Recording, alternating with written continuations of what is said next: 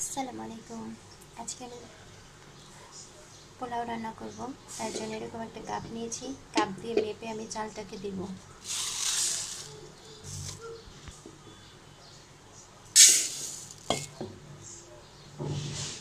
এরকম আমি 3 কাপ চাল দিব।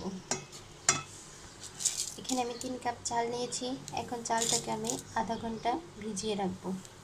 ভিজিয়ে রাখার ফলে পোলাওটা যেমন ঝরঝরা হয় তেমন সফট হয়। পানি দিয়ে দেব। এখন চালটাকে ভিজিয়ে রাখবো।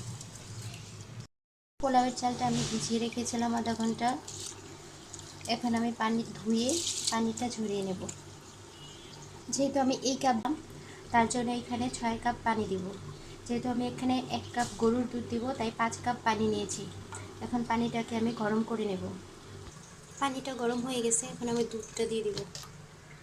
এখানে 1 কাপ দুধ আছে। আপনারা যদি গুঁড়া দুধ দিতে চান তাহলে কিন্তু এখানে 6 কাপ পানিই দিতে হবে। পোলাওটা রান্না করার জন্য আমি একটা প্যান বসিয়ে দিয়েছি। এখন দিয়ে দিব পরিমাণ মতো রান্নার রেগুলার তেল।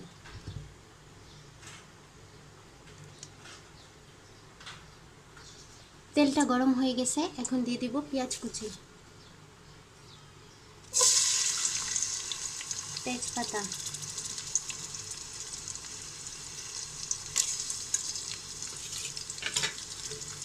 এলাচ, দারচিনি, লং,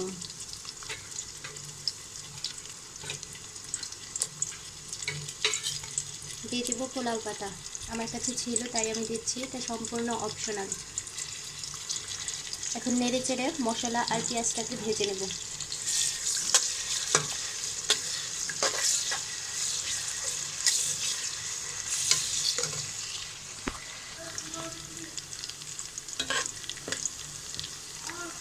এখন দিয়ে দেব আদা বাটা।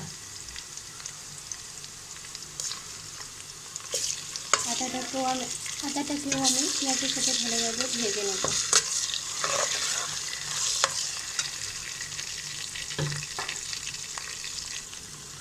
এখন দিয়ে দেব আগে থেকে পানি ঝরিয়ে নেওয়া পোলাও চাল। এখন চালটাকে ভেজে নেব।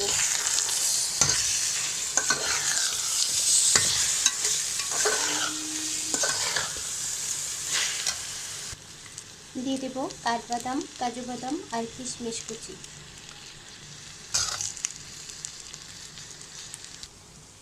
চালটাকে ভালোভাবে ভেজে নিলে পোলাওটা অনেক ঝরঝরা হয়, তাই আমি একটু সময় দিয়ে ভেজে নিচ্ছি। এখন আমি স্বাদ মতো লবণটাও দিয়ে দিব।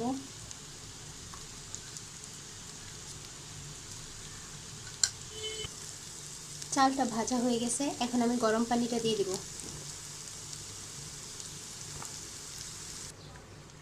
গরম পানিটা দিয়ে দিয়েছি।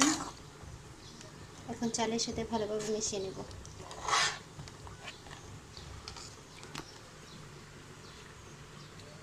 এখন দিয়ে দিব কাজু বাদাম আর কাঠবাদাম বাটা।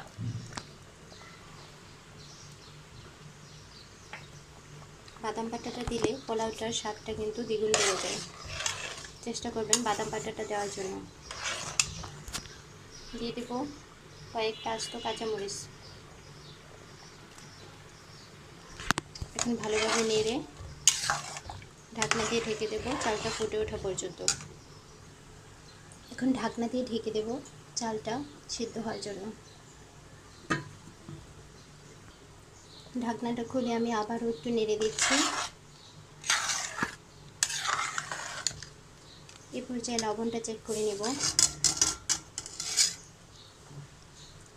লবণটা ঠিক আছে। এখন আবার ঢেকে দেব।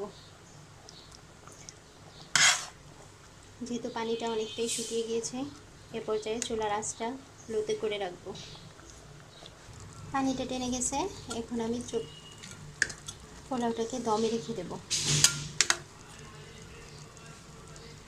পানিটা টেনে গেছে, এখন আমি পোলাওটাকে দমে রেখে দেব।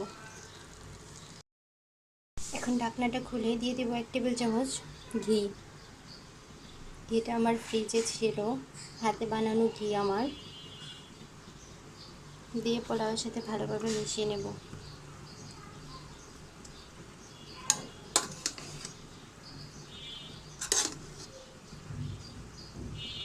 পোলাওটা কিন্তু সিদ্ধ হয়ে গেছে,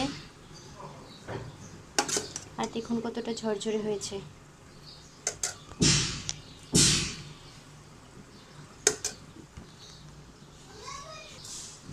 পোলাওটা দেখুন কতটা ঝরঝরে হয়েছে। এখন আমি চুলাটা বন্ধ করে দেব। তৈরি হয়ে গেল ভিন্ন স্বাদে বাদাম পোলাও। আপনারা বাসায় অবশ্যই ট্রাই করবেন, আর কেমন হয়েছে আমাকে জানাবেন। আর আমার চ্যানেলটাকে অবশ্যই সাবস্ক্রাইব করে দিবেন।